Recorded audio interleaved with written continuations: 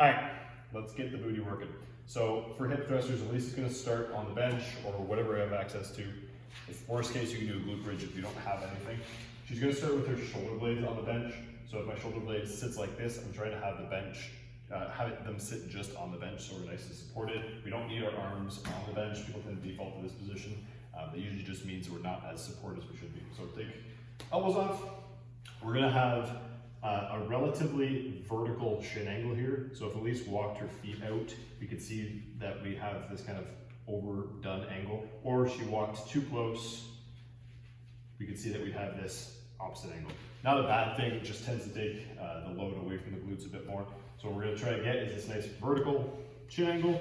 We're gonna drive into the heels the entire time. We're gonna keep our knees out the entire time. And as we're doing this, we're gonna raise our hips as high as we can.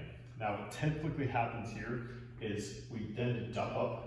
So you dump the upper body position and the ribs start to flare out. Again, it's not a bad thing, it just shifts the load away from the glutes. So what we're gonna do to fix that is now two things.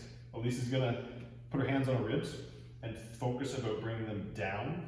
And you can see when she does that, her head comes up. So one of the cues that we use is keep your eyes forward on the wall in front of you or on the corner of the ceiling in front of you. That keeps the ribs down and it shifts the load back to the glutes. One of the more obscure cues is if somebody's trying to tickle your butt and you're saying no, you're clenching your glutes really hard at the top and just shifting the load there. If you're feeling this in your back, again, it's not necessarily a bad thing, but we can shift the load away. Just reset to the bottom, make sure the ribs are flared down, heads down, stacked vertical shin, and then we're just using the glutes to get to that top position.